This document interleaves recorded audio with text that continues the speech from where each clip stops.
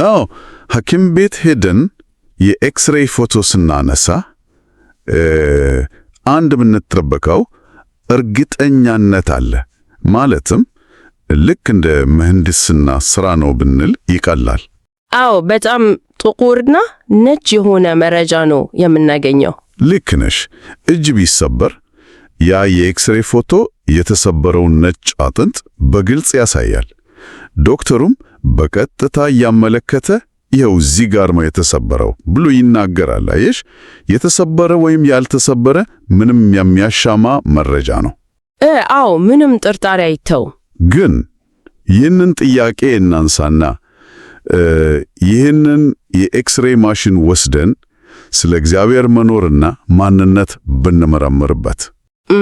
ይሄ በጣም ትልቅና ከባድ ጥያቄ ነው። የተፈጥሮውን ውበት፣ የከዋክብትን አቀማመጥ ወይም ደግሞ የሰው ልጅ ዲኤንኤ ስንመለከት ልክ እንደ ኤክስሬው ጥርት ያለ ማለትም እግዚአብሔር አለ እርሱም የመጽሐፍ ቅዱስ አምላክ ነው የሚል የማያሻማ ማረጋገጫ እናገኛለን ወይ?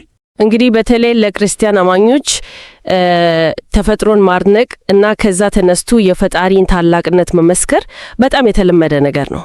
አዎ ሰማያት የእግዚአብሔርን ክብር ይናገራሉ የሚለው ሐሳብ አለ። ልክ ነህ።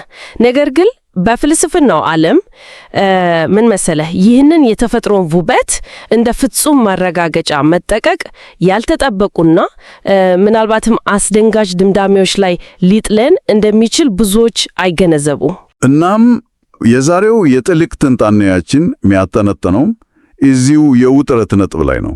በተፈጥሮ ንድፍና ዓላማ ላይ ተመስርተን የምናቀርበው የቴሌዎሎጂካል መከራከሪያ ወይም የንድፍ መከራከሪያ በእውነተኛ የምናስበው ያህል ጠንካራ ነው ወይ? አዎ ወይስ ይህንን መከራከሪያ ብቻ ይዘን ብንጓዝ ሳናስበው ከመጽሐፍ ቅዱሱ አምላክ ፈጽሞ ወደ ተለየ ሌላ የፈጣሪ ምስል ሊወስደን ይችላል የሚለውን ነው የምናየው። ልክ ነሽ። ይህንን ጉዳይ በጥልቀት ለመመርመር ወደ 18ኛው ክፍለ ዘመን እንጓዝ። ዊሊያም ፔሊ የተባለው ፍላስፋ ያቀረበውና እስከ ዛሬም ድረስ በብዙዎች ዘንድ ተወዳጅ የሆነ አንድ በጣም የታወቀ ምሳሌ አለ። አዎ ፔሊ ያቀረበው ታዋቂው የሰዓትና የሰዓት ሰሪ ምሳሌ ነው። ነገሩ እንዲህ አድርገን እናስበው። እንግዲህ ማንም ሰው በሌለበት ሰፊ ሜዳ ላይ እየተጓዝን ድንገት እግራችንን ድንጋይ ቢመታት ይሄ ድንጋይ እዚህ እንዴት መጣ ብለን ብዙም አንጨነቅም። ድንጋይ ከሆነማ በዘፈቀደ የተፈጠረ ወይም ሁልጊዜም እዚያው የነበረ ነው ብለን ነው የምናልፈው። ልክ ነህ። ነገር ግን ሜዳው ላይ የወደቀ በወርቅ የተለበተ እና ድምጽ የሚያሰማ የኪስ ሰዓት ብናገኘስ? ቆይ ሰዓት ካገኘንማ በእርግጠኝነት የሰዓት ሁልጊዜም እዚሁ ሜዳ ላይ ነበር ወይንም ነፋስና ዝናብ አጋጅቶ ሰሩት ፈተሙ አንልም። አዎ አንልም፣ ምክንያቱም ንድፍ አለው። ይህንን የበልጥ ወደ ዘመናችን ለማምጣት እንዲቀለን በዳሎል በረሃ ውስጥ እየተጓዝን አሸዋ ላይ የወደቀ ስማርት ስልክ አገኘ ነበር። በጣም ጥሩ ምሳሌ ነው። ማንም ሰው በጤናው የአሸዋው ቅናት፣ የፀሐይ ሙቀት እና ነፋስ በሚሊየን ለሚቆጠሩ ዓመታት ተዋህዶ ይህንን ስክሪን ማይክሮቺፕ እና ባትሪ ፈጠሩት ብሎ አያስብ። ፈጽሞ አያስብም። ምክንያቱም ስልክ ውስጥ ያሉት ክፍሎች የተገጣጠሙት ዝም ብሎ በዘፈቀደ ሳይሆን ለተወሰነ ዓላማ ነው። ፎቶ ለማንሳት፣ ኢንተርኔት ለመግባት ወይም ለመደወል ነው።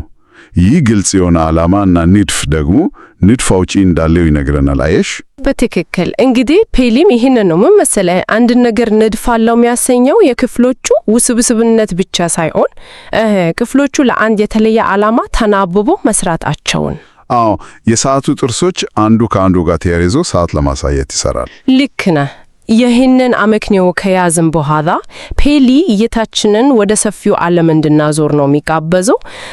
የሰውን ልጅ የአይን አሰራር ብንመለከት ብርሃንን ተቀብሎ ወደ አንጎል አስተላልፎ ምስል እንዲፈጠር የሚያደርገው አስገራሚ አሰራር ከስማርት ስልክ ካሜራ በብዙ እጥፍ ይበልጣል። ውረት ነው፣ በጣም ይበልጣል። የፕላኔቶችን ምህዋር የህዋሳቱን ውቅር ስንመለከት ዓለም ግዙፍና እጅጉ ስብስብ የሆነ ሰዓት መሆኗን እንገነዝባለን። ታዲያ ሰዓቱ ሰሪ ካለው ይህች አስደናቂ ዓለም እንዴት ታላቅ አእምሮ ያለው ንድፍ አውጪ ያላት ብለን አንደመድምም ነው የሚለው። በጣም አሳማኝ ነው። ለእኔም ሆነ ለብዙ አድማጮቻችን ይህ አመክንዮ ውስጣችን ካለው ዕውቀት ጋር በቀጥታ ይስማማ። ንድፍ ካለ ንድፍ አውጪ ያለ ጉዳዩ እዚህ ላይ የሚያበቃ እና የኤክስሬ ማሽኑ ጥርጥ ያለ ምስል የሰጠን ነው ይመስለው። አዎ መጀመሪያ ሲታሰብ እንደዛ ነው የሚመስለው። ነገር ግን ፍልስፍና ነገሮችን እንዲህ በቀላሉ አያሳልፍም። ዴቪድ ሂዩም የተባለው የስኮትላንድ ፈላስፋ መድረኩ ላይ ብቅ ይላል እዚህ ጋር። ሂዩም ጥልቅ ፈተና ነው ይዞ ይመጣው። ሂዩም ይህንን የፔሊን መከራከሪያ ሲመለከት መነሻውን አይቅድም። ዓለም ልክ እንደ አንድ ትልቅ ማሽን ናት ይላል። ታዲያ ችግሩ የት ላይ ነው? ሂዩም የፔሊን ሐሳብ ከተቀበለ ፈጣሪ መኖሩንም አምኗል ማለት አይደለም እንዴ? እንግዲህ እዚህ ላይ ነው የሂዩም ጥልቁ የፍልስፍና ወጥመድ የሚጀምረው። ሂዩም ዓለም ውስብስብ ማሽን መሆኗን ይቀበላል። ነገር ግን የተፈጥሮ አሰራር እና የሰው ልጅ የፈጠራ ጥበብ ተመሳሳይ ከሆኑ ፈጣሪንም ከሰው ልጅ ጋር እያመሳሰላቱ ነው ይላል። ቆይ ማመሳሰል ሲል የሰው አሰራርና የተፈጥሮ አሰራር ማለት ነው? አዎ፣ መከራከሪያው የተመሰረተው በማመሳሰል ላይ ነው ብሎ ያምናል። የሰዓት ሰሪው ሰው ነው፣ የዓለም ሰሪ ደግሞ ታላቅ አምላክ ነው። ሂዩም ፊሎ በተባለ ገጸ ባህሪው በኩል ይህንን የማመሳሰል መንገድ ከመረጥነ እስከ መጨረሻው እንጓዝበት ይላል። ቆይ እስከ መጨረሻው እንጓዝ ሲል ምን ማለቱ ነው? ማለትም ዓለምን እንደ ማሽን ውብ ከሆነች የዓለም ፈጣሪ ደግሞ እጅግ አስደናቂ ጥበበኛ እና ክብር ያለው አምላክ መሆን አለበት የሚለው ድምዳሜ አመክንያዊ አይመስልም። አንተ አሁን የወሰድከው አዎንታዊውን ጎን ብቻ ነው። ሂዩም ግን እንዲህ ብሎ ይሞግታል። አንድ እጅግ ውብ የሆነ ዲዛይኑም ያስደንቅ ግዙፍ መርከብ ብትመለከት፣ ዋው! ይህንን መርከብ የሰራው አናጺ ምንኛ ፍጹም፣ ሁሉን አዋቂ እና እንከን የለሽ ነው ብለህ ታስብ ይሆናል። አስባለሁ። መርከቡ ውብ ከሆነ አናጺውም ጎበዝ መሆን አለበት። ነገር ግን ያንን አናጺ ፈልገህ ስታገኘው ምናልባት የሌሎቹን ስራ የገለበጠ የራሱ አዲስ ሐሳብ የሌለው አልፎ ተርፎ ሞኝ አናጺ ሆኖ ልታገኘው ትችላለህ ነው የሚለው። እንዴ ሞኝ አናጺ መርከቡን በደንብ ሰርቶት እንዴት ሞኝ ይሆናል? ምን መሰለህ፣ መርከቡ ውብ የሆነው እሱ አሁን ፍጹም ስለሆነ ሳይሆን ከሱ በፊት በነበሩት በመቶዎች የሚቆጠሩ ዓመታት ውስጥ ሌሎች አናጺዎች ብዙ ስህተቶችን ሰርተው ተምረውበት እና ቴክኖሎጂው ቀስ በቀስ ስለዳበረ ሊሆን ይችላል። አሁን ገባኝ። ይህን ዘመናዊ ምሳሌ ብንሰተው ልክ አሁን ባለው የሰው ሰራሽ አስተውሎት ወይም ኤአይ ምስል ማመንጫ ላይ እንደምናየው ማለት ነው። አዎ በጣም ጥሩ ምሳሌ ነው። ለምሳሌ ኤአይ አንድ ፍጹም የሆነ የሰው ምስል እንዲስልልን እንድናዘው በመጀመሪያ የሚያወጣቸው ምስሎች እጅግ የተበላሹ ሊሆኑ ይችላሉ። 6 ጣት ያለው እጅ፣ የተንሻፈፈ አይን ያመጣና በመቶዎች ለሚቆጠሩ ጊዜያት ስህተትና እርማታ ካደረገ በኋላ በመጨረሻ አንድ ፍጹም ውብ የሆነ ምስል ያወጣ። በትክክል። ታዲያ ሂዩም ያለው እኛ አሁን የምናያት ውብ ዓለም ፈጣሪዋ ፍጹም ስለሆነ ሳይሆን ምናልባት ከዚህ በፊት ሌሎች ብዙ ሙከራዎችን አድርጎ ስለነበር ነው ማለቱ ነው። ልክ ነህ። ሂዩም በትክክል የሚያነሳው የተበላሹ ዓለማት የሚለውን ጽንሰ ሐሳብ ነው። ሂዩም ፈጣሪን ከሰው ልጅ ጋር ካመሳሰል ነው የሰው ልጅ ደግሞ የሚማረው በስህተትና በሙከራ ከሆነ ፈጣሪም ይህችን ዓለም ፍጹም አድርጎ ከመስራቱ በፊት ሌሎች ብዙ ዓለማትን ፈጥሮ አበላሽቶ ሊሆን አይችልም ወይ ብሎ ይጠይቃል። ዋው! ይሄ በእውነት በጣም ያስደነቅ ጥያቄ ነው። ይህ ብቻ አይደለም። ሂዩም በተፈጥሮ ውስጥ ያሉትን ጉድለቶችም እንደ ማስረጃ ያቀርባል። የሚያጠፉ የመሬት መንቀጥቀጦች፣ አውሎ ነፋሶች፣ በሽታ አምጪ ቫይረሶች፣ በዝግመተ ለውጥ ውስጥ የሚታዩና ምንም ጥቅም የሌላቸው የሰውነት ክፍሎች አሉ። በተፈጥሮ ውስጥ ብዙ አስፈሪ ነገሮች አሉ። እና ሂዩም እነዚህ ሁሉ ነገሮች ዓለም ፍጹም በአንድ ሁሉን ቻይ አምላክ የተፈጠረ ሳይሆን አቅሙ እሱን በሆነ ወይም ገና የተለማመደ ባለ ንድፍ አውጪ የተሰራች አያስመስላትም ወይ ብሎ ይሞክታል። ይህ በእውነት ክርስቲያናዊውን አመለካከት ከመሰረቱ የሚነቀንቅ ጥያቄ ነው። ምክንያቱም እኛ የተፈጥሮን ውበት ስናይ ቀጥታ ወደ ፍጹም አምላክ ነው የምንዘለው። አየሽ? ልክ ነህ። እዚህ ላይ ነው የሚሆነው። ግን የሰው ልጅ ሥራዎችን እንደ ምሳሌ ከተጠቀማችሁ የሰውን ልጅ ድካም እና ስህተትም አብራችሁ መውሰድ አለባችሁ እያለ ነው። ንድፍ መኖሩ ንድፍ አውጪ መኖሩን ያሳያል። ነገር ግን ያ ንድፍ አውጪ ፍጹም ጥሩ እና እንከን የለሽ መሆኑን አያረጋግጥም ማለቱ ነው። በትክክል። እናም ሂዩም በዚህ አያቆም። የማመሳሰል ወጥመዱን የበልጥ እያጠበበው ነው የሚሄደው። ቀጣዩ መሞገቻው ደግሞ ወደ አማልክት ብዛት ወይም ኮሚቴ ያመራል። ቆይ ኮሚቴ ሲል ደግሞ ምን ማለቱ ነው? ታላላቅ የሰው ልጅ ሥራዎችን አስብ። ለምሳሌ ግዙፍ ሰማይ ጠቀስ ሕንፃዎች ወይም የጠፈር ምርምር ጣቢያዎች። እነዚህን ግዙፍ ነገሮች አንድ ግለሰብ ብቻውን አይገነባም። አዎ፣ መሐንዲሱ፣ አናጺው፣ የኤሌክትሪክ ባለሙያው ሁሉም በቡድን ሆኖ ነው የሚያሰሩት። አዎ፣ ሂዩም ይህን ይወስድና እንግዲህ ዓለም ከተሰራችበት ውስብስብነት አንጻር ለምን አንድ አምላክ ብቻ ፈጠራት ብላችሁ ታስባላችሁ? ለምን በብዙ አማልክት ወይም መናፍስት ኮሚቴ አልተፈጠረችም አንልም ይላል። ቆይ እዚህ ላይ ግን ትንሽ መቃወም አለብኝ። እሺ ተቃውም። የሰው ልጅ በኮሚቴ ወይም በቡድን የሚሰራው እኮ አቅሙ ውስን ስለሆነ ነው፣ ዕውቀቱ የተገደበ ነው። ነገር ግን እግዚአብሔር ማለቂያ የሌለው ኃይልና ዕውቀት ያለው ከሆነ ለምን ሌሎች አማልክትን ይፈልጋል? ይህ መመሳሰል እዚህ ላይ አይፈረስም? አንድ ሁሉን ቻይ አምላክ የቡድን ሥራ ያስፈልገውም እኮ። በጣም ጥሩ ሙገት ነው። ግን ምን መሰለህ፣ ሂዩም ለዚህ መልሳለሁ። ሂዩም የሚለው አዎ ሁሉን ቻይ አምላክ ካለ ቡድን አያስፈልገውም፣ ነገር ግን እናንተ የተፈጥሮን ንድፍ አይታችሁ ብቻ ሁሉን ቻይ ነው ወደሚል ድምዳሜ መድረስ አትችሉም ነው የሚለው። መጀመሪያ ሁሉን ቻይ መሆኑን በተፈጥሮ አላረጋገጥንም እያለ ነው። አዎ አየህ፣ መከራከሪያው የጀመረው ከየት ነው? የሰውን አሰራር ከተፈጥሮ አሰራር ጋር በመመሳሰል ነው። ሂዩም እያለ ያለው ይህንን የሰዓትና የሰዓት ሰሪ ምሳሌ ከተጠቀማችሁ የሰው ልጅ በቡድን እንደሚሰራው ሁሉ ፈጣሪህም በቡድን ሊሰራ ይችላል የሚለውን እድል ክፍት ማድረግ አለባችሁ ነው። ምሳሌውን ካመጣችሁት ሙሉን ተቀበሉ፣ አለበለዚያ ምሳሌው አይሰራም እያለ ነው። በትክክል። የንድፍ መከራከሪያው በተፈጥሮ ወደ አንድ አምላክ ሳይሆን በቀላሉ ወደ ብዙ አማልክት ሊመራን ይችላል። እንግዲህ አሁን የነገሩ አሳሳቢነት በደንብ እየገባኝ ነው። የወንጌላውያን ክርስቲያኖች ትልቁ መከራከሪያ ተፈጥሮን በማየት ብቻ የአብርሃም የይስሐቅ እና የያዕቆብን አምላክ ማለቱም ሁሉን ቻይ አንድ እና ፍጹም የሆነውን እግዚአብሔርን ማረጋገጥ እንችላለን የሚለው ነው። አዎ ይሄ ትልቁ መሰረታችን ነው። ይሁን ግን ይህንን መሳሪያ ወስዶ የራሳችንን እምነት ለመምታት እየተጠቀመበት ነው። ታዲያ ከዚህ በኋላ ምንድነው የሚፈጠረው? የክርስቲያን ፈላስፎች እጅ ሰጡ ማለት ነው። ይህንን የተወሳሰበ የሂዩም ወጥመድ ለመፍታት የሞከረ የለም። አይ እጅማ አልሰጡም። እዚህ ላይ ነው ታዋቂው ክርስቲያን ፈላስፋ አልቪን ፕላንቲንጋ ወደ መድረኩ የሚመጣው። አዎ ፕላንቲንጋ በጣም ታዋቂ ነው። ፕላንቲንጋ በጻፈው መጽሐፉ ገጽ 81 ጀምሮ ባለው ክፍል ላይ የሂዩምን ትችቶች በጥልቀት ይመረመረው። የሚገርመው ነገር ምን መሰለ? ፕላንቲንጋ የሂዩምን ሐሳቦች ሙሉ በሙሉ አያጣጥል። እንዴ ይስማማል ማለት ነው? በከፊላው። ይልቁንም ክርስቲያኖች ስለ እግዚአብሔር ያላቸውን እምነት በ6 መሰረታዊ ክፍሎች ይከፍልና የትኛውን በተፈጥሮ ማረጋገጥ እንደምንችል እና የትኛውን እንደማንችል በግልጽ ያስቀምጣል። እሺ እስቲ እነዚህ ነጥቦች እንደ ዝርዝር ሳይሆን በውስጣቸው ያለውን አመክንዮአዊ ክፍተት እያየን እንልፋቸው። የመጀመሪያው ተፈጥሮ ንድፍ አላት የሚለው ነው። ለዚህ የንድፍ መከራከሪያው ይሰራል። አዎ ፕላንቲንጋ የቴዎሎጂካል መከራከሪያው ለዚህ የመጀመሪያ ነጥብ መጠነኛ መረጃ ይሰጠናል ብሎ ያምናል። የተፈጥሮ ውስብስብነት የሆነ ንድፍ አውጪ መኖሩን ይጠቁማል። እሺ ይሄ ጥሩ ጅምር ነው።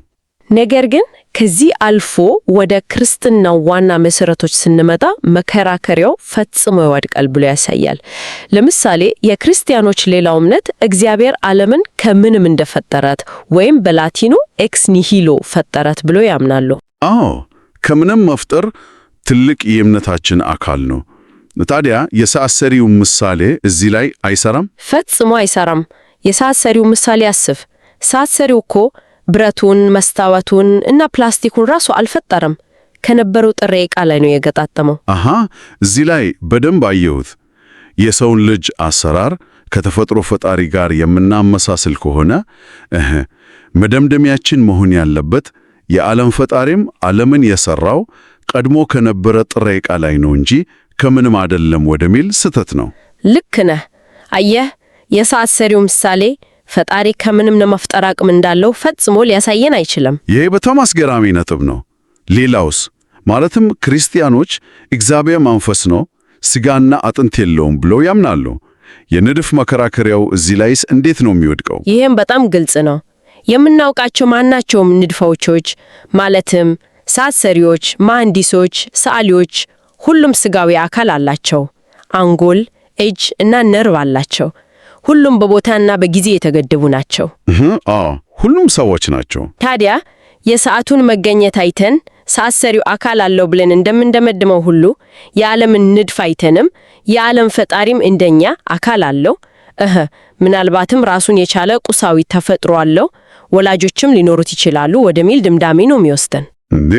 ይህ ማለት የንድፍ መከራከሪያውን አመክንዮ እስከ መጨረሻው ከገፋንበት የምንደርስበት ፈጣሪ አካል ያለው በጊዜ እና በቦታው የተገበደበ ብቻውን መስራት አቅቶት ከሌሎች አማልክት ጋር በኮሚቴ የሚሰራ እና ቀድሞ የነበሩት ጥሬ ዕቃዎች ተጠቅሞ በስህተት እና በሙከራ ዓለምን የገጣጠመ ደካማ ንድፍ አውጪ ነው ማለት ነው።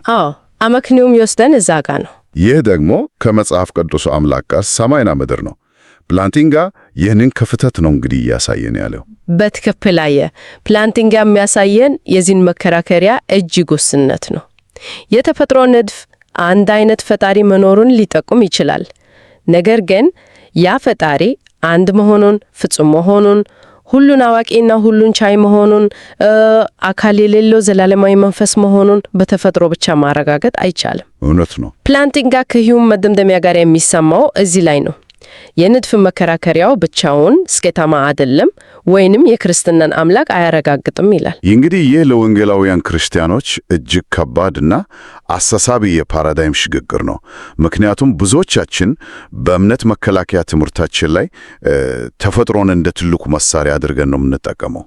ብዙ ጊዜ ተፈጥሮን ብቻ ይዘን ነው የምንከራከረው። ይህንን አባባ የከዋክብትን ስርዓት፣ ስለዚህ የእስራኤል አምላክ አለ እንላለን። ነገር ግን ይህ ጥልቅ ትንታኔ እንደሚያሳየን ተፈጥሮ ምልክት እንጂ መድረሻ አይደለች። የተፈጥሮ መጽሐፍ የሽፋኑን ገጽ እንጂ ሙሉውን ታሪክ አይነግረንም። እውነት ነው። የተፈጥሮ ውበት በእግዚአብሔር ላይ ያለንን እምነት ሊያጠነክር እና በመገረም ውስጣችንን ሊሞላው ይችላል። ነገር ግን ሙሉውን የሥነ መለኮት እውነት ለመሸከም አቅም የለውም። ልክ በመክፈሻው ላይ እንዳነሳኸው ፍልስፍና እንደ ኤክስሬ ማሽን አጥንትን አጥርቶ አያሳይም። እግዚአብሔርን በፍልስፍና መነጽር ብቻ ለማየት ሞክር፣ ብዥታ የለበትም ስን ነው የሚሰተን። እንግዲህ የዊሊያም ፔሊን የሰዓትና ሰዓት ሰሪ ምሳሌ አይተናል። ዴቪድ ሂዩም ያቀረበውን የሞኙ አናጺ እና የኮሚቴ አደገኛ ወጥመዶች መርመረናል። እንዲሁም አልቪን ፕላንቲንጋ ይህ መከራከሪያ ክርስቲያኖች የሚያመልኩትን ሁሉን ቻይና መንፈስ የሆነውን አምላክ ለማረጋገጥ ያለውን አመክንዮአዊ ክፍተት እንዴት እንዳሳየ ዳሰሰናል። በጣም ሰፊ ዳሰሳ ነው ያደረግነው። ይህ ጥልቅ ትንታኔ የሚያሳየን ፍልስፍናና አመክንዮ የራሳቸው ጠንካራ ገደብ እንዳላቸው ነው። ይህ ደግሞ አንድ መሰረታዊና ጥልቅ ጥያቄ ያስነሳል ለአድማጮቻችን። የዓለምን ሰዓትነት መመለከታችን ሰዓት ሰሪ መኖሩን ብቻ የሚጠቁመን ከሆነ ያ ፈጣሪ ፍጹም መሆኑን፣ የፍቅር አምላክ መሆኑን እና ሥጋ የሌለው መንፈስ መሆኑን በተፈጥሮ ንድፍ ብቻ ማረጋገጥ ካልቻለን ስለ እግዚአብሔር ሙሉ ማንነት ለማወቅ ከተፈጥሮ ፍልስፍና ባሻገር ሌላ ምን ያስፈልገናል? ምናልባትም ከዋክብትን በማየት ብቻ አንድ ኃይል አለ ብለን ከምንደመድም ያ ኃይል ማን እንደሆነ እና ለምን እንደፈጠረን የሚያሳየንን ራሱን የገለጠበትን ቃልና የመስቀሉን እውነት መመልከት ይበልጥ አስፈላጊ አይሆንም? ተፈጥሮ ጥያቄውን ታነሳለች፣ መልሱ ግን ያለው ሌላ ቦታ ነው የሚል ሐሳብ ነው የምወስደው። በዚህ አነቃቂ ሐሳብ የዛሬውን ጥልቅ ትንታኔያችንን እናጠቃልላለን።